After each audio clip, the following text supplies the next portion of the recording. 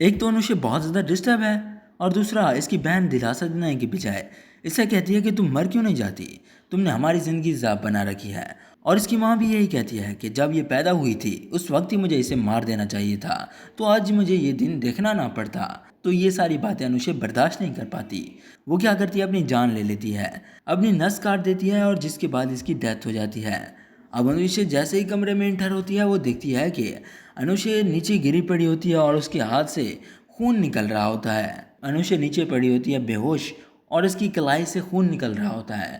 اس وقت وہ فوراً چیخ مارتی ہے امی، جس کے بعد سبھی لوگ وہاں پر جمع ہوتے ہیں۔ یہ لوگ اسے ہاسپٹل تو لے جائیں گے مگر اس وقت تک اس کا کام تمام ہو چکا ہوگا، اس وقت تک انوشے جان دے چکی ہوگی اپنی۔ یہ لوگ انوشے کو نہیں بچا پائیں گے، جس کے بعد آپ لوگ دیکھنے والے ہیں کہ انوشے کی ماں تو ٹوٹ ہی جاتی ہے۔ علیزہ بھی کافی زیادہ سیڈ ہوتی ہے، پریشان ہوتی ہے اپنی بہن کے لیے۔ بعد میں اسے یہ بھی احساس ہوتا ہے کہ کاش کہ وہ اپنی بہن سے یہ نہ کہتی کہ وہ مر جائے، کاش کہ وہ اسے دلاسے دیتی تو اس کی بہن آج زندہ تو ہوتی۔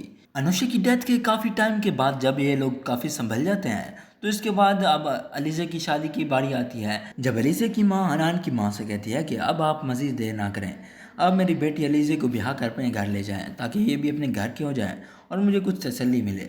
ویسے بھی انوشا نے مجھے توڑ تو دیا ہے، اب ایسا نہ ہو کہ پھر سے کوئی گڑبڑ ہو جائے، اسی لیے آپ جتنا جلدی ہو سکے علیزہ کو بیاہ کر اپنے گھر لے جائیں۔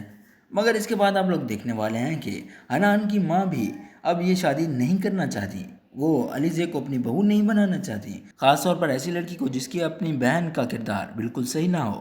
حنان کی ماں تو علیزہ کی ماں کو صاف صاف انکار کر دیتی ہے، کہتی ہے کہ میں یہ شادی نہیں کر سکتی، میں آپ کی بیٹی علیزہ کو اپنی بہو نہیں بنا سکتی، لوگ طرح طرح کی باتیں کر رہے ہیں آپ لوگوں کے خلاف، ایسا نہ ہو کہ بعد میں لوگ ہماری عزت پر بھی انگلیاں اٹھائیں، تو اسی لیے اب یہ شادی نہیں ہو سکتی۔ اس کے بعد آپ لوگ دیکھنے والے ہیں کہ حنان تو اپنی ماں کو سمجھانے کی کوشش کرتا ہے کہ میں علیزہ سے شادی کرنا چاہتا ہوں، اس سے محبت کرتا ہوں، مگر اس کی ماں اس کی کوئی بھی بات نہیں سنتی، ان دونوں کی شادی بھی رک جاتی ہے۔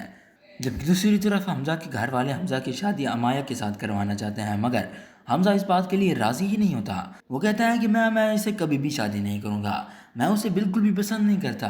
ہو سکتا ہے کہ ابھی وہ اپنے گھر والوں کو اپنی محبت کے بارے میں نہ بھی بتائے، لیکن اتنا تو طے ہے کہ وہ صاف صاف انکار کر دے گا امایہ سے شادی کرنے سے۔ اس کے بعد چونکہ حمزہ علیزہ سے بہت محبت کرنے لگا ہے، جہاں پر بھی وہ علیزہ کو دیکھتا ہے تو اس سے بات کرنے کی کوشش کرتا ہے، اس کے پیچھے جاتا ہے۔ ویسے بھی اب علیزہ کو محبت کے نام سے ہی نفرت ہو چکی ہے، تو اسی لیے جیسے ہی وہ دیکھتی ہے کہ حمزہ اس کے پیچھے آ رہا ہے تو رک کر اس کی اچھی خاصی بے عزتی کرتی ہے، اسے باتیں سناتی ہے اور اسے منع کر دیتی ہے کہ اگر آپ آئندہ میرے پیچھے آئے تو آپ کی خیر نہیں۔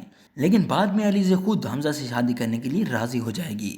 وہ اس طرح کیونکہ جب علیزہ کو یہ معلوم ہوگا کہ حمزہ سکندر کا بھائی ہے تو اس کے دماغ میں یہ آئیڈیا آتا ہے کہ کیوں نہ وہ اپنی بہن کی موت کا بدلہ لے سکندر سے۔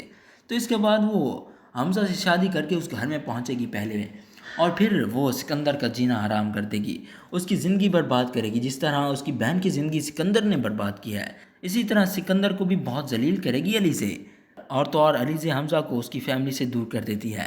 تو کچھ اس طرح کی ہوگی اس ڈرامہ سیریل کی سٹوری۔ اگر ویڈیو پسند آئی تو اسے لائک کریں اور ہمارے چینل کو سبسکرائب کریں۔ شکریہ، اللہ حافظ۔